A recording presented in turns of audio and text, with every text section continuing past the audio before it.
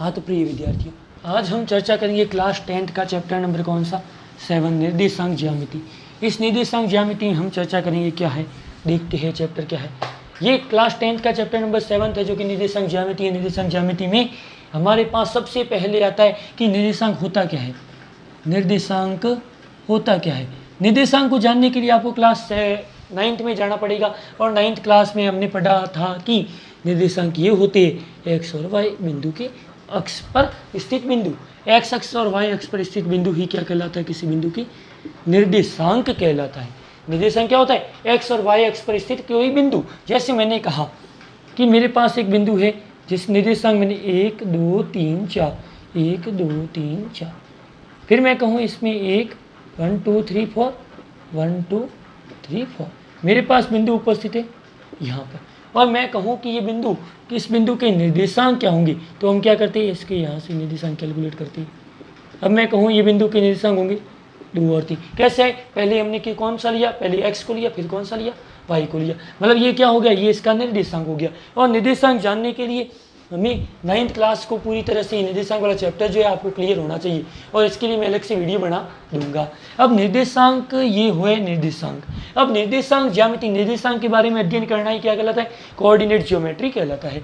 Coordinate geometry कहलाता है। अब मैं कहूँ कि यदि कोई बिंदु मेरे पास एक्स एक्सिस पर स्थित है, तो तुम हमेशा ध्यान रखना कि एक्स अक्ष पर स्थित बिंदु है तो इसका वाई कोऑर्डिनेट क्या होगा, वाई निर्देशांक हमेशा इसका क्या होगा, 0 होगा।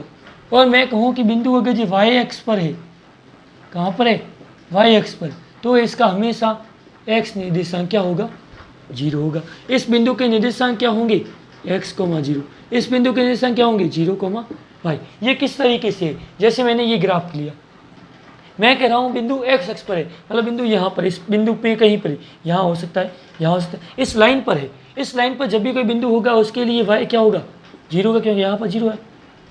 और मैं कहूँ अगर बिंदु y अक्ष पर है तो मतलब यहाँ पर होगा, खड़ी लाइन में कहीं पर भी हो सकता, मान लीजिए यहाँ पर, तो इसके लिए x क्या है, 0 है, तो ये 0, y। ये हमारे पास क्या होगी, x अक्ष और y अक्ष पर निर्देशांक हो गया, ये हो गया इसका। फिर तुम्हारे पास इसमें आगे आता है कि तुम्हारे दूरी सूत्र, दूरी के लिए एक सूत्र आता है कि कोई दो बिंदु तुम्हें दिए हुए हैं तो इन दो बिंदुओं के बीच की दूरी कैसे कैलकुलेट करेंगे। इन दो बिंदुओं की दूरी ज्ञात करने के लिए हमारे पास आता है दूरी सूत्र, डिस्टेंस फॉर्मूला। डिस्टेंस फॉर्मूला, ये दूरी सूत्र क्या होता है, दूरी सूत्र तुम्हारे पास ये फॉर्मूला होता है, क्या होता है, x2 माइनस x1 का whole square plus y2 minus y1 का होल स्क्वायर। इस फॉर्मूले को अप्लाई कैसे करना, जैसे मैंने कहा कि ये दो बिंदु है, एक बिंदु यहाँ पर, एक बिंदु यहाँ पर, ए और बी। इसके निर्देशांक क्या है, x1, y1। इसके निर्देशांक मैंने कही x2, y2। तो इसके लिए दूरी क्या होगी, x2 minus x1, y2 minus y1, और दोनों का क्या कर लिया, स्क्वायर कर लिया। इसके लिए मैं आपको बताऊंगा दूरी सूत्र आया कहाँ से, ये पूरा सूत्र व्युत्पन्न कहाँ से हुआ। उसके लिए मैं एक अलग से वीडियो बनाऊंगा और उस वीडियो में लगभग आपको पूरा दूरी सूत्र के बारे में अप्लाई करवा दूंगा, समझा दूंगा। फिर मैं बताऊँ कि दूरी सूत्र ये होता है। अब मैं कह रहा हूँ कि हमेशा इस दूरी सूत्र को फॉलो किस तरीके से करना है और कैसे आप फॉलो कर सकते हो, क्योंकि सवाल बहुत तरीके से 7.1 में बने हुए कि मैंने कहा कि 3 बिंदु है, 3 बिंदुओं के निर्देशांक दे दिए। मैंने कहा कि आप चेक करो कि ये त्रिभुज कौन सा है, ये 3 बिंदु, क्योंकि 3 बिंदुओं से क्या क्या आकृति बन सकती है, एक तो सरेख बन सकता है, त्रिभुज बन सकता है, और इसके अलावा कोई चीज़ बन नहीं सकती, सरेख और त्रिभुज बन सकता है। अब 3 बिंदु, वैसे मैंने कहा कि मेरे पास 3 बिंदु है, एक बिंदु ये अलग से बना देता हूँ, एक बिंदु मेरे पास है ए, एक बिंदु मेरे पास है बी, एक बिंदु मेरे पास है सी। अब तुम पता करो कि ये त्रिभुज कौन सा है। इसको पता करने के लिए तुम्हें क्या करना पड़ेगा, ए और बी के बीच की दूरी ज्ञात करनी पड़ेगी, बी और सी के बीच की दूरी ज्ञात करनी पड़ेगी, और बचा सी और ए के बीच की दूरी ज्ञात करनी पड़ेगी। अगर ये तीनों ही दूरियाँ क्या आ जाए, इक्वल, मतलब A B equal B C equal C A, तो ये त्रिभुज कहलाएगा समबाहु त्रिभुज। अगर जो ये आए ए बी इक्वल हो बी सी के लेकिन सी ए इक्वल नहीं हो, तो ये त्रिभुज कौन सा, समद्विबाहु। लेकिन यदि ये आए कि तीनों ही दूरियां आपस में क्या हो जाए, इक्वल नहीं हो, तो उस समय त्रिभुज कौन सा हो गया, विषमबाहु त्रिभुज हो गया। ऐसे कैसे वर्ग में आ जाता है, वर्ग में 4 बिंदु होते हैं, 4 बिंदु हो जाते हैं, ए बी सी डी। तो इनके लिए दूरी कौन कौन सी ज्ञात करनी पे, एक बार ए बी ज्ञात करी, फिर मैं करूँ बी सी, फिर मैं करूँ सी डी, फिर करूँ डी ए। इसके बाद 2 दूरियाँ और कौन सी, ये विकर्ण, विकर्ण में कौन कौन सा, एक ए सी, एक आ गया बी डी। ये 6 मान ज्ञात करने पड़ेंगे और 6 मान ज्ञात करने के बाद अगर ये 6 मानों में कौन कौन से फॉर्मूले अप्लाई हो, इसमें एक और फॉर्मूला बचा हुआ है, कौन सा, कि समकोण त्रिभुज।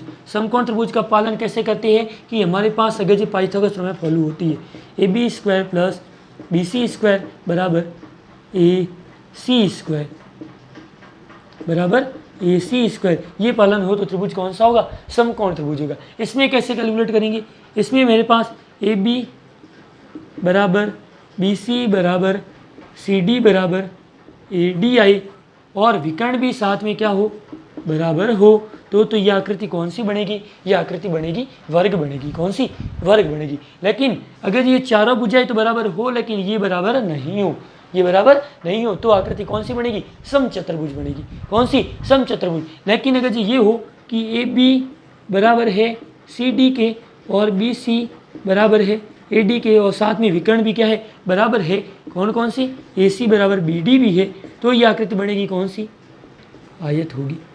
इसी तरह हमारे पास सबके पता होने चाहिए समांतर चतुर्भुज, समचतुर्भुज, आयत, वर्ग और सम, इसके अलावा कुछ ध्यान नहीं रखना, तुम्हारे सिलेबस में इतनी ही है, ये सब आपको पता होने चाहिए। और बेसिकली यही चीज़ें होती है, बेसिकली यही चीज़ें होती हैं। इनको मैं शॉर्टली एक बार और से सही तरीके से समझाऊंगा, अभी मेरे पास टाइम कम था इसलिए मैं टाइम कम के हिसाब से ये वीडियो वही व्यक्ति देखना जिनके लिए बेसिकली ज्ञान एकदम आसानी से कैलकुलेट करना उनके लिए सिंपल है, वो एकदम शॉर्टली ये समझ सकते हैं। आप ध्यान देना, वीडियो को अच्छे से अच्छा सब्सक्राइब करना ताकि इसी तरह से अगली वीडियो बना सकूं।